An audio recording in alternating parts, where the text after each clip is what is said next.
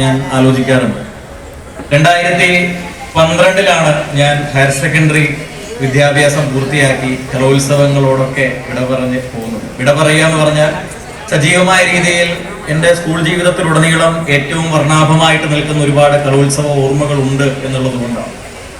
അതിനുശേഷം പിന്നീട് ഒരു കലോത്സവ വേദിയിലേക്ക് കടന്നു വരുമ്പോൾ ആ കലോത്സവ വേദികൾ നിർബന്ധമായിട്ടും നമ്മളെ വീണ്ടും ചെറുപ്പത്തിലേക്ക് കുറച്ചുകൂടി ചെറുതാക്കുകയും ആ ചെറിയ കാലഘട്ടത്തിലേക്ക് കൈപിടിച്ചു കൊണ്ടുപോവുകയും ചെയ്യുന്നുണ്ട് എന്ന് ഞാൻ മനസ്സിലാക്കുന്നു.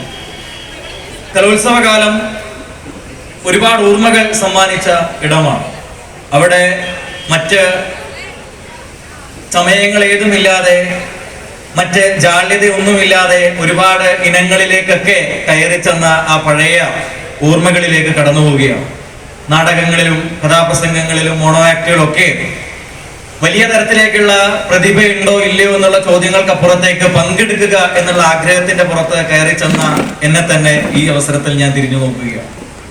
ഒരുപാട് കഷ്ടപ്പെട്ടിട്ടുണ്ട് ഒരു സബ് ജില്ലാ തലത്തിലേക്കുള്ള മത്സരത്തിൽ പങ്കെടുക്കാൻ ഒരു അവസരം കിട്ടാൻ വേണ്ടിയിട്ട്. കാരണം സ്കൂളിൽ രണ്ടാമതായി കഴിഞ്ഞാൽ നമുക്ക് സബ് ജില്ലയിലേക്ക് പങ്കെടുക്കാൻ വേണ്ടി കഴിയും. അങ്ങനെ കഷ്ടപ്പെട്ട് സബ് ജില്ലാ തലത്തിൽ പങ്കെടുക്കാൻ വേണ്ടി അവസരം കിട്ടിയപ്പോൾ പിന്നീട് ആഗ്രഹം ജില്ലയിലേക്ക് പങ്കെടുക്കുന്നത് എങ്ങനെയെന്നുള്ളതിനെ പറ്റിയിട്ടാണ്. എൻ്റെ യുവജനോത്സവങ്ങളിലെ കലോത്സവങ്ങളുടെ ഇനയും മലയാള പ്രസംഗമായിരുന്നു. ഹൈസ്കൂളിൽ അങ്ങനെ അവസാനം ജില്ലാതല മത്സരം വരെ എത്തുന്ന നില വന്ന സമയത്ത് സംസ്ഥാന തലത്തിലേക്ക് എന്തു തന്നെയാണെങ്കിലും നമ്മൾക്ക് പങ്കെടുക്കാൻ വേണ്ടി പറ്റുന്നില്ല. കാരണം നമ്മളെക്കാളൊക്കെ വളരെ മികവാർന്ന രീതിയിൽ വാക്കുകൾ അനർഘനിർഘളമായി സംസാരിക്കുന്ന തരത്തിലേക്കുള്ള പ്രതിഭകളോടാണ് നമ്മൾ ഇന്നും മാറ്റുരയ്ക്കുന്നത് എന്നുള്ളത് കൊണ്ട് സംസ്ഥാന തലത്തിലേക്ക് എന്ത് തന്നെയാണെങ്കിലും ഒരു എൻട്രി കിട്ടുന്നില്ല. അങ്ങനെ +1 +2 ഒക്കെ പഠിക്കുന്ന സമയത്താണ് സംസ്ഥാന സ്കൂൾ കലോത്സവത്തിലൊക്കെ പങ്കെടുക്കുന്നതിന് വേണ്ടിയിട്ടുള്ള ഒരു ഭാഗ്യം ഉണ്ടാവുന്നത്. എന്താണെങ്കിലും ആ കാലയളവിൽ സംസ്ഥാന കലോത്സവങ്ങളിൽ തൃശ്ശൂരും കോട്ടയത്തും ഒക്കെ വെച്ച് നടന്ന 51ാമത് സംസ്ഥാന സ്കൂൾ കലോത്സവമാണെന്നാണ് എൻ്റെ ഓർമ്മ. ആ കലോത്സവ വേദികളൊക്കെ പങ്കെടുത്ത് ഉള്ള ഓർമ്മകൾ നോക്കുന്ന സമയത്ത് കലോത്സവം എന്താണ് നമ്മുടെയൊക്കെ ജീവിതത്തിലേക്ക് സമ്മാനിച്ചത് എന്ന് നോക്കിക്കഴിഞ്ഞാൽ നിസ്സംശയം പറയാൻ വേണ്ടി കഴിയും, ജീവിതത്തിന്റെ ഒരു മനോഹരമായ കാലഘട്ടത്തിന്റെ ഏറ്റവും അടയാളപ്പെടുത്തലുകളാണ് കലോത്സവം സമ്മാനിച്ചത് എന്നുള്ളത്. കലോത്സവത്തിൽ പങ്കെടുക്കുന്ന സമയത്ത് നമ്മൾക്ക് എതിരാളികൾ ഉണ്ടായിരുന്നു എന്നുള്ളതൊരു വസ്തുതയാണ്. നമ്മളെ സംബന്ധിച്ചിടത്തോളം നമ്മളുടെ കൂടെ നമ്മുടെ ചെസ്റ്റ് നമ്പറിന്റെ മുകളിലും നമ്മുടെ ചെസ്റ്റ് നമ്പറിന്റെ താഴെയും ഒക്കെ മാറ്റുരയ്ക്കുന്നവരൊക്കെ നമ്മുടെ കലോത്സവത്തിൽ എതിരാളികളായിരുന്നു. പക്ഷേ ഇന്ന് തിരിഞ്ഞു നോക്കുന്ന സമയത്ത് അവരൊക്കെ നമ്മളുടെ ഏറ്റവും മികച്ച രീതിയിൽ നമ്മളെ തന്നെ അടയാളപ്പെടുത്തുന്നതിന് വേണ്ടി നമ്മളെ പരിചയപ്പെടുത്തുന്ന നമ്മുടെ ഏറ്റവും നല്ല സൗഹൃദ ബന്ധങ്ങളായിരുന്നു എന്ന് തിരിച്ചറിയാൻ പറ്റുന്നിടത്താണ് കലോത്സവം ഏറ്റവും മനോഹരമായിട്ടുള്ള ഓർമ്മകളായി മാറുന്നത് എന്നാണ് ഞാൻ കാണുന്നത്.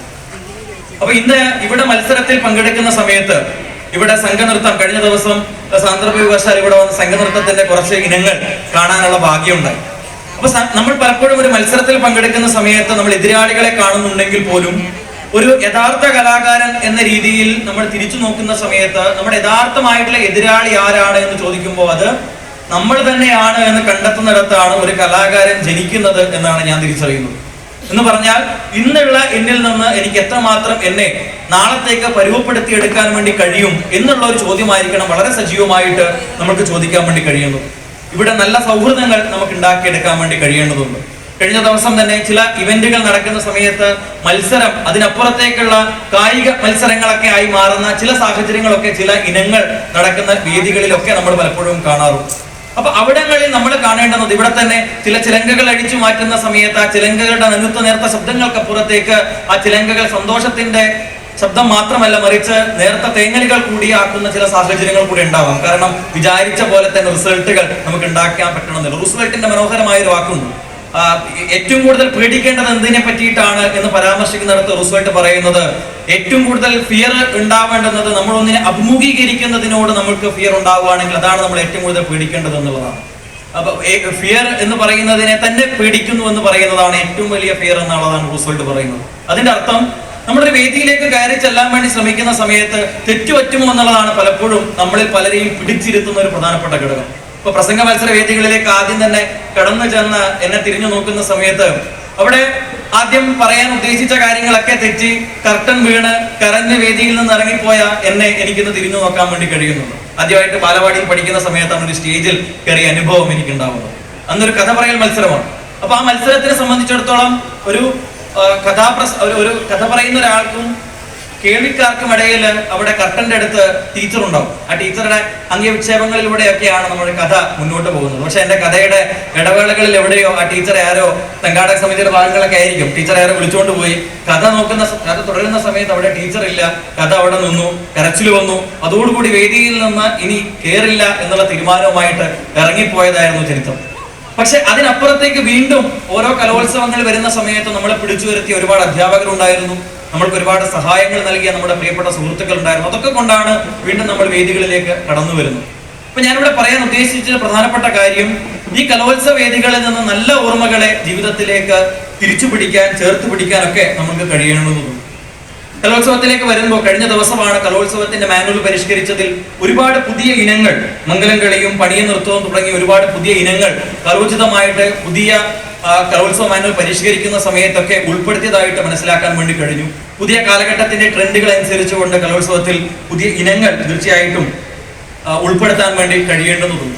ഇവിടെ ഏറ്റവും കൂടുതൽ ചർച്ച ചെയ്യുന്ന ഒരു കാര്യം ജനറേഷൻ ഗ്യാപ്പുമായി ബന്ധപ്പെട്ടുള്ള കാര്യമാണ്. എല്ലാ കാലഘട്ടത്തിലും അവരവർ നിൽക്കുന്ന ഒരു കാലഘട്ടത്തെ കമ്പയർ ചെയ്തുകൊണ്ട് പുതിയ കാലഘട്ടത്തെ ന്യൂജൻ എന്ന് നമ്മൾ വിശേഷിപ്പിക്കാറുണ്ട്. അപ്പൊ ഇവിടെ ജെൻസി എന്നും ജെൻ ആൽഫ എന്നും വിളിക്കുന്ന പുതിയ കാലഘട്ടവുമായി ബന്ധപ്പെടുത്തിയിട്ടൊക്കെ വലിയ ആകുലതകൾ സംസാരിക്കുന്ന ഒരു കാലഘട്ടത്തിലൂടെയാണ് നമ്മളിന്ന് കടന്നു പോകുന്നത്. ഞാൻ ഇപ്പൊ തൊട്ടടുത്ത് പങ്കെടുത്ത ഒരു പരിപാടിയിൽ വരുന്ന സമയത്ത് അവിടെ രസകരമായ ഒരു കഥ കേൾക്കാനിടയായി. ആ കഥ ഇങ്ങനെയാണ്. ഒരു അധ്യാപകൻ വർഷങ്ങൾക്ക് ശേഷം റിട്ടയർമെന്റ് ഒക്കെ കഴിഞ്ഞ് ഇപ്പോൾ ഒരു പ്രൈവറ്റ് ട്യൂഷൻ സെന്ററിലൊക്കെ പഠിപ്പിച്ചുകൊണ്ടിരിക്കുകയാണ്. അധ്യാപകൻ ഇങ്ങനെ ബസ്സിലൂടെ യാത്ര ചെയ്യുന്ന സമയത്ത് ആ ബസ്സിൽ തന്റെ പഴയ ഒരു ശിഷ്യനെ കാണാനിടയായി. അപ്പൊ ശിഷ്യൻ ഓൾറെഡി ബസ്സിൽ ഇരിക്കുന്നുണ്ട്, ഇരുന്ന് യാത്ര ചെയ്യുകയാണ്.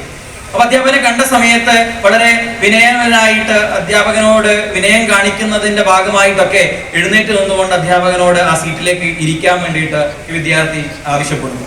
അപ്പൊ അധ്യാപകന് പെട്ടെന്ന് ആരാണ് എന്താണെന്നൊന്നും മനസ്സിലായില്ല. കാരണം ഓർമ്മയുടേതായിട്ടുള്ള പ്രായത്തിൻ്റെതായിട്ടുള്ള കുറച്ച് പ്രശ്നങ്ങളൊക്കെ ഉണ്ട്.